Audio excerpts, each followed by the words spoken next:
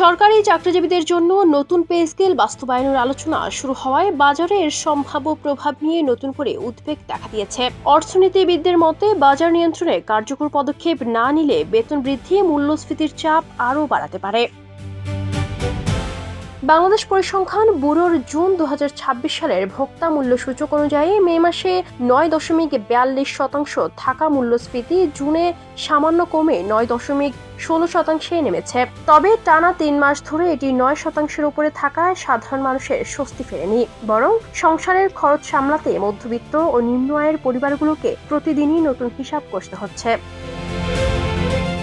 বিশ্লেষকদের মতে, দেশের প্রায় 18 কোটি মানুষের মধ্যে সরকারি চাকরিজীবীর সংখ্যা মাত্র 14 লাখ। অর্থাৎ পে স্কেলের সুবিধা পাবেন অল্প সংখ্যক মানুষ, কিন্তু এর প্রভাব পড়তে পারে পুরো বাজারে। অতীতের অভিজ্ঞতায় দেখা গেছে, সরকারি কর্মচারীদের বেতন বাড়ার পর বাসা ভাড়া, পরিবহন, খাদ্যপণ্য সহ বিভিন্ন খাতে মূল্য বৃদ্ধির প্রবণতা তৈরি হয়। ফলে বেসরকারি চাকরিজীবী, ক্ষুদ্র ব্যবসায়ী, দিনমজুর ও নিম্ন আয়ের মানুষ আরও চাপে পড়ে যান।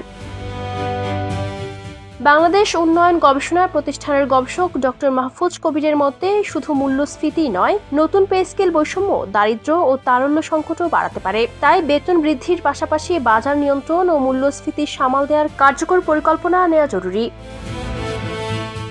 এদিকে ঈদ উল ফিতর, ঈদ উল আজহাকে কেন্দ্র করে যে দাম বেড়েছিল তা এখনো কমেনি। রাজধানীর কারওয়ান বাজার, নয়া বাজার ও মালিবাগ কাঁচা বাজারে ঘুরে দেখা গেছে, বাজারে পণ্যের সরবরাহ স্বাভাবিক থাকলেও দাম আগের মতোই চড়া। বর্তমানে সরু চাল 85 থেকে 90 টাকা, মাঝারি চাল 68 টাকা, মসুর ডাল 160 টাকা, বোতলজাত সয়াবিন তেল 200 টাকা এবং দেশি পেঁয়াজ 50 টাকা কেজিতে বিক্রি হচ্ছে।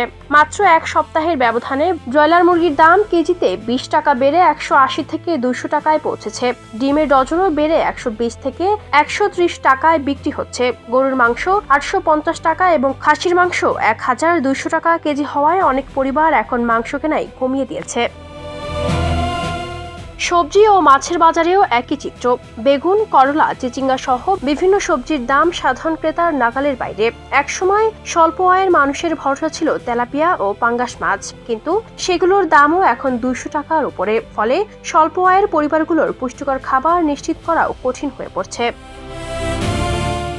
মালিবাগ বাজারে কেনাকাটা করতে আসা বেসরকারি চাকরিজীবী মোহাম্মদ হাসনাত বলেন, 35,000 টাকা বেতনে 6 সদস্যের সংসার চালানো এখন প্রায় অসম্ভব। খরচ সামলাতে বাধ্য হয়ে আগের চেয়ে অনেক কম পরিমাণে বাজার করতে হচ্ছে। তার মতো হাজারো পরিবার এখন একই বাস্তবতার মুখোমুখি। বিশ্লেষকদের ভাষায়, দেশের অধিকাংশ মানুষের আয় যখন স্থির, তখন শুধু সরকারি চাকরিজীবীদের বেতন বৃদ্ধি মধ্যবিত্ত ও নিম্ন আয়ের মানুষের জন্য নতুন দুশ্চিন্তার কারণ হয়ে উঠতে পারে। তাই পে স্কেলের পাশাপাশি বাজার তদারকি, নিত্যপণ্যের সরবরাহ নিশ্চিত করা, টিসিবির কার্যক্রম সম্প্রসারণ এবং মূল্যস্ফীতি নিয়ন্ত্রণে দ্রুত ও কার্যকর পদক্ষেপ নেয়াই এখন সময়ের সবচেয়ে বড় দাবি। Ayesha Akter Swarna, campus Times.